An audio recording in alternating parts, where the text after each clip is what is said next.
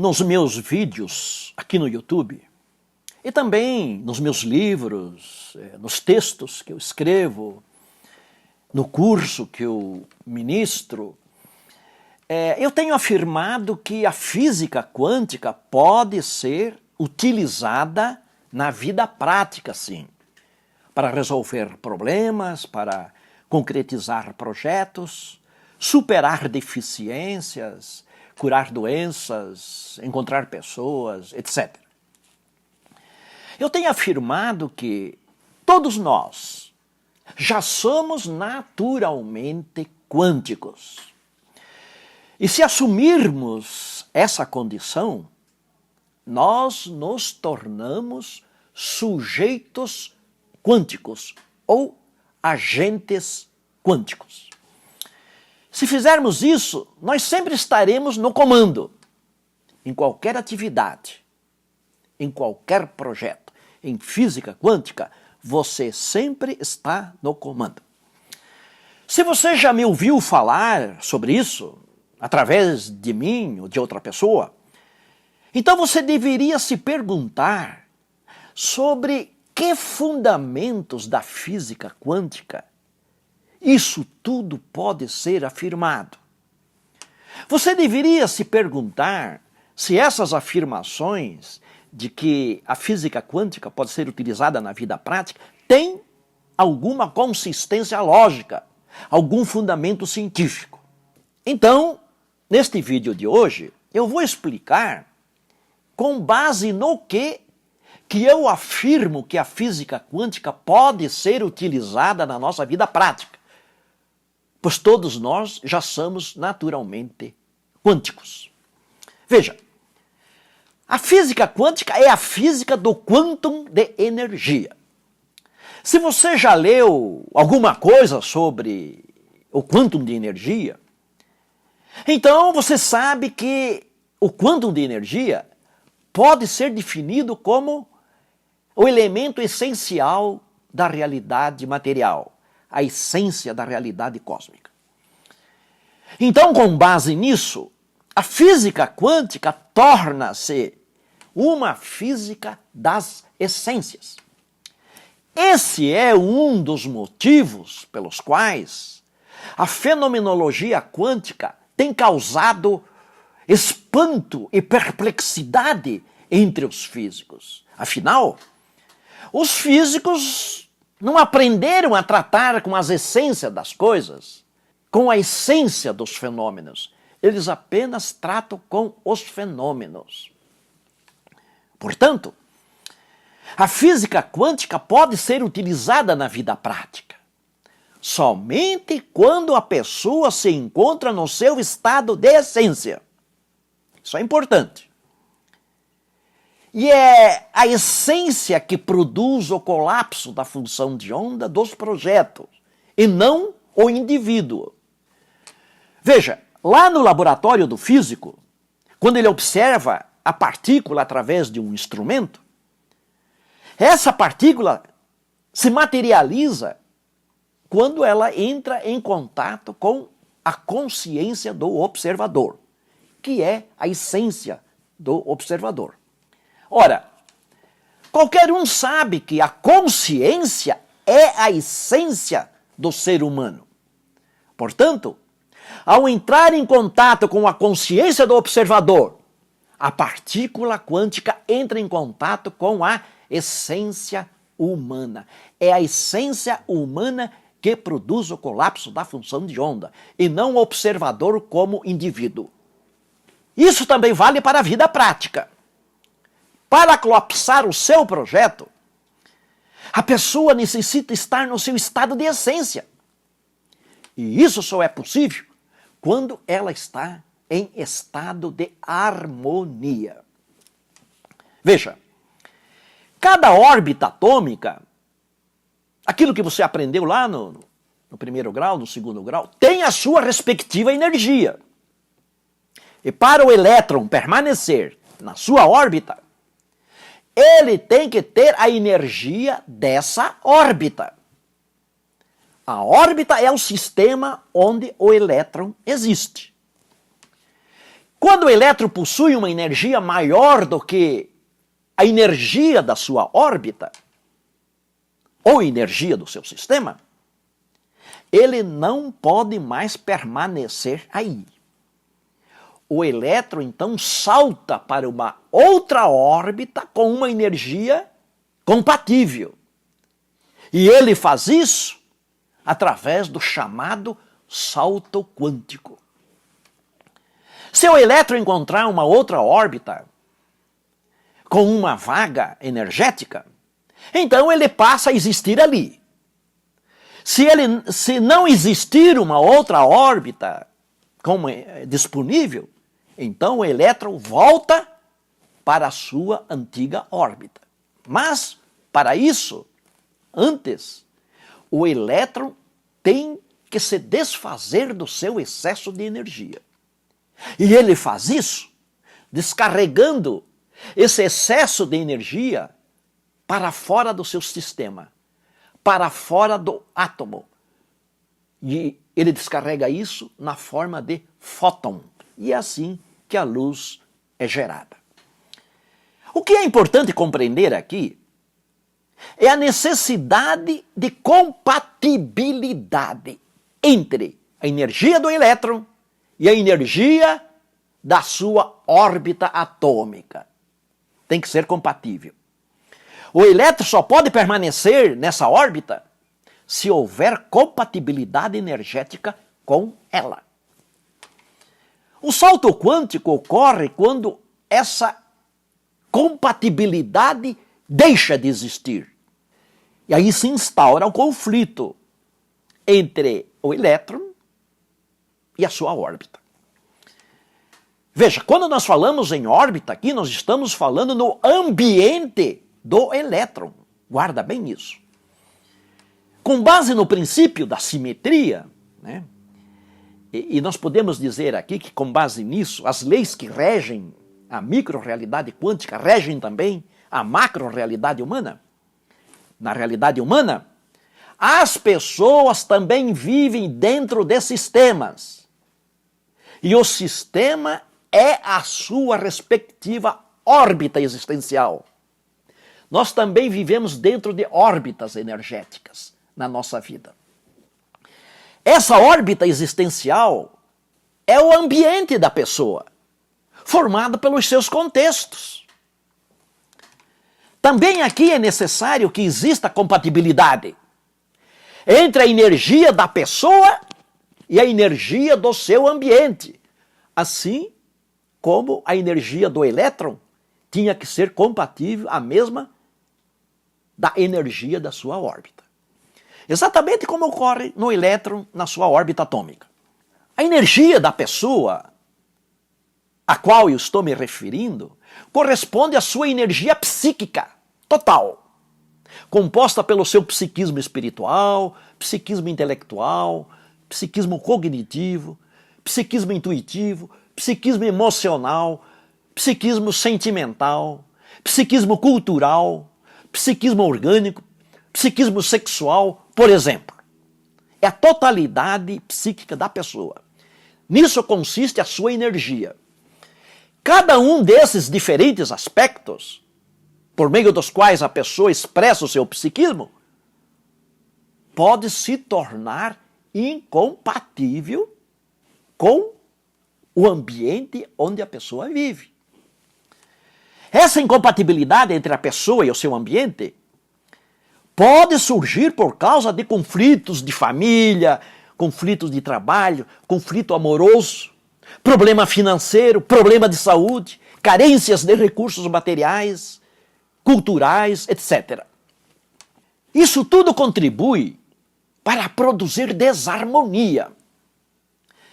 É nessa condição a pessoa não é capaz de se tornar um agente quântico, pois a pessoa não se encontra no seu estado de essência. Você só está no seu estado de essência quando você está no estado de harmonia. Ou seja, a pessoa não está habilitada para utilizar a física quântica em sua vida. Todos esses conflitos são forças externas que afetam o espírito. E neste caso, a causa da sua desarmonia é externa. Desarmonia causada pelo ambiente. Porque nós também podemos ter desarmonia causada por aspectos internos, nosso mesmo, que vai ser assunto de um outro vídeo. Então, se você pretende utilizar a física quântica na sua vida prática, então não deixe o seu ambiente se tornar incompatível com a sua essência. Não permita que o seu ambiente produza muitos conflitos contra você. Se você não fizer isso, então você não vai estar no estado de harmonia necessário para o colapso da função de onda dos seus projetos. Existem dois modos diferentes de você resolver isso. Se existe incompatibilidade entre você e o seu ambiente. Primeiro, mudar o ambiente, ou segundo, sair do ambiente. E o elétron faz precisamente isso. Quando o elétron dá o salto quântico, ele deixa o seu ambiente ao abandonar a sua órbita, porque a sua órbita é o seu ambiente. Na realidade humana, nós sabemos que essa alternativa de deixar, de cair fora do nosso ambiente hostil, não é algo fácil. Nem sempre dá para a gente cair fora de um ambiente hostil. E muito raramente isso é possível. A gente tem que ser realista. Só você mesmo pode avaliar qual é o seu caso. Então, se alguém, algum curso te ensinar que você não precisa fazer nada para utilizar a física quântica na sua vida, te ensinar que basta você pedir e depois soltar, se você ouve falar que você não precisa entrar com nenhum capital inicial de capacitação, de empenho, para utilizar a física quântica na sua vida, não acredite nisso. Olha, mas não acredite mesmo. Não é em qualquer situação que a física quântica pode ser utilizada na vida prática. O que vai além disso é misticismo. Eu sou um físico e tenho que ter responsabilidade científica. Existem limites nos quais você não pode utilizar a física quântica. Existem condições que impõem limites à utilização da física quântica. E os ambientes estressantes, os ambientes que geram conflitos, os ambientes de carências psíquicas e materiais, são exemplos disso. Ambientes espiritualmente pobres, ambientes intelectualmente medíocres, ambiente emocionalmente vazio, ambiente que não respeita a sua dignidade, ambiente que não reconhece o seu valor, ambiente que impede você de sonhar, ambiente que não excita o seu espírito, ambiente que não são gatilhos de nada. Nesses ambientes, muito pouco a física quântica pode fazer por você. É preciso afirmar isso com responsabilidade científica. Para você poder utilizar os princípios quânticos como ferramentas para resolver problemas e concretizar projetos, é preciso um capital inicial de capacitação, de comportamento e de ação. Para o elétron poder existir na sua órbita atômica, ele precisa obedecer um complexo sistema de leis, de princípios, de forças e de energias que atuam sobre ele. O elétron tem que se capacitar para poder existir na sua órbita atômica.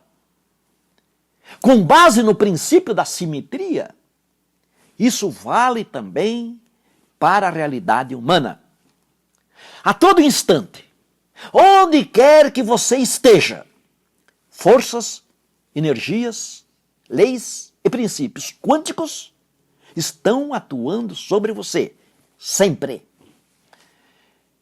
E o seu sistema, o seu ambiente, não pode ser tão ruim a ponto de impedir que essas forças e energias quânticas atuem sobre você. É um ambiente agressivo, estressante, conflitante. Faz exatamente isso. Isola você da realidade quântica. Já desde os filósofos gregos antigos, acredita-se que tudo na natureza busca a máxima realização da sua essência. Isso foi ensinado por Aristóteles. As plantas fazem isso. Os minerais fazem isso. Os animais fazem isso. As partículas, os átomos, as moléculas fazem isso. Existe um impulso metafísico, um impulso transcendente, ontológico, que empurra as coisas em direção à máxima realização da sua essência, naturalmente. E os filósofos também acreditam neste impulso. Esse impulso ontológico, os filósofos gregos antigos chamavam de telos. E atualmente, um bocado de gente religiosa chama isso de força do Espírito Santo. Olha o princípio da simetria, hein? Católicos e evangélicos acreditam que a atuação do Espírito Santo é no sentido de conduzir as pessoas para Cristo. Conduzir os fiéis para a salvação. Esse é o papel dessa força que ele chama de Espírito Santo, que é a mesma força do telos, dos gregos, dos filósofos gregos antigos. Enquanto os filósofos acreditam que esse papel cabe ao telos, esse impulso que conduz as pessoas à realização plena da sua essência, os religiosos acreditam que seja o Espírito Santo. Apenas problema de denominação. Em linguagens diferentes, tanto o pessoal da filosofia quanto a turma da religião acreditam que o ser humano existe somente para expandir a sua essência, somente para expandir o seu espírito, porque isso constitui o projeto de felicidade das coisas e das pessoas. A única razão para você existir é a expansão da sua consciência, a expansão da sua essência, a expansão do seu espírito, a expansão do seu ser. Isso vale para minerais, vegetais, para gente, para bicho, vale para tudo. Quando a natureza do ser humano é estudada em profundidade, isso sempre produz espanto e perplexidade entre os filósofos. Pois, ao longo da sua existência, em tudo aquilo que o ser humano faz e deseja, ele sempre demonstra ir além de si mesmo. Ele sempre ultrapassa a si próprio. A história tem demonstrado que o ser humano, através das suas atividades, através das suas relações, ele se coloca como obstáculo a si mesmo, somente para se ultrapassar, para se superar, para ir além de si mesmo. E ele faz isso movido por esse impulso metafísico chamado telos, pelos filósofos gregos, ou chamado de Espírito Santo pelos religiosos. Além de transcender as coisas, o ser humano transcende a si próprio. Isso é assim também com as partículas. Exatamente. Olha, quando as partículas interagem nas chamadas câmaras de bolhas, através de colisões nos aceleradores de partículas, segundo o formalismo da teoria quântica de campos, as partículas podem surgir do nada, desaparecer no nada, se transformar em outras partículas, ir para o passado, ir para o futuro. Elas são transcendentes, elas são imponderáveis, elas são incomensuráveis. Totalmente abstrato. É isso que elas são, é assim que elas se comportam nas câmaras de bolha, lá nos aceleradores de partícula. Nessas complexas interações entre as partículas, entre os férmions e os bósons, lá na câmara de bolhas, que os físicos chamam de matriz de espalhamento, as partículas também demonstram esse poder de ir além de si mesmas. Como no caso dos seres humanos. Olha aqui, outra vez, o princípio da simetria. Tanto os seres humanos quanto as partículas são movidas por um impulso de ir além de si mesmos. Aliás, em filosofia, nenhum conceito consegue captar plenamente a ideia de ser humano. O ser humano escapa aos conceitos. O ser humano é a única realidade que não cabe num conceito. Essa ideia de ir além de si mesmo foi lucidamente captada pelo filósofo espanhol do século passado, Júlio Marías. Segundo este filósofo, o ser humano ele é um sendo, um gerúndio. Ele é agora, e logo em seguida, ele já é mais do que aquilo que ele era. Existem alguns paradoxos, isso é importante, que marcam a existência do ser humano. Um desses paradoxos é o fato de o ser humano intuir as ideias de infinito e de eternidade, por exemplo. Tem algo errado aí. O ser humano não deveria ter ideia nem de infinito e nem de eternidade. Pois, segundo Freud, o homem só pode ter intuições sobre o seu conteúdo vivido. Aquilo que ele não viveu, ele não pode ter pensamento a respeito. Afinal, nós seres humanos somos todos um efeito produzido pela biologia. Nós somos filhos da biologia. Nós pertencemos à realidade cósmica. Nós estamos inseridos num corpo. Portanto, nós não somos nem eternos, nem infinitos. E então, essa ideia de eternidade e de infinito, de onde que vem? Quem colocou esse treco na nossa cabeça?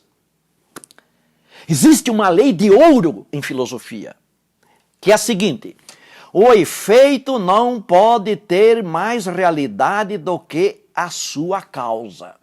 O infinito e a eternidade são coisas que pertencem à causa do universo, e não à criatura humana, que é apenas um efeito. Este é um paradoxo. Ou seja, o relógio é sempre inferior ao relojoeiro. E neste caso, parece que o relógio é tão grande quanto o relojoeiro. No entanto, no caso do ser humano, parece que essa lei é violada. Pois aqui o efeito, que somos nós, parece ser do tamanho da sua causa. E nisso consiste um dos paradoxos da existência humana. Porém, ao longo da existência humana, o ser humano não tem nenhuma experiência própria, nem com o infinito, nem com a eternidade, porque ele é limitado. Um outro paradoxo da existência humana foi posto no relevo existencial bastante claro pelo psicanalista alemão Erich Fromm, um dos grandes discípulos de Freud, juntamente com Adler e Jung, embora esses dois tenham rompido com Freud. Mas Erich Fromm ficou fiel a Freud a vida inteira. O que o Erich Fromm coloca aqui? O seguinte: apenas uma existência humana não esgota todas as possibilidades do ser humano. O ser humano sempre desce à sepultura com uma grande reserva de ser que ainda não foi vivida. Para exaurir toda a sua capacidade de ser, o ser humano precisaria viver uma eternidade. Nenhuma existência humana esgota todos os poderes que o ser humano possui. Portanto, pessoas partículas e coisas, tudo parece possuir o poder de ir além de si mesmo, o poder de ultrapassar a si próprio. Isso se chama autotranscendência. E isso não é nem da religião, não é nem da filosofia. Isto vem naturalmente. Então, lembre-se disso. Quando você desejar utilizar a física quântica na sua vida prática, lembre-se de que para isso é necessário que você também transcenda os seus contextos. Que você também vá além do seu ambiente. Quando esse ambiente é opressivo. Quando esse ambiente limita o seu estado de harmonia. É preciso falar isso às pressas. No meio desse falatório todo sobre física quântica na vida das pessoas, onde tudo é possível sem precisar fazer nada. Mentira! Existem certas condições que a física quântica não pode utilizar na sua vida. E uma condição é essa. É quando você vive num contexto que não deixa você assumir o seu estado de essência. Ou seja, num contexto que não possibilita você viver em harmonia. Você não vai conseguir nada com física quântica. E se conseguir, vai ser muito pouco. E um modo eficaz de se tornar um agente quântico é primeiramente procurar o estado de harmonia, que é o primeiro dos 10 passos quânticos para concretizar um projeto. Vai em frente, meu amigo, minha amiga.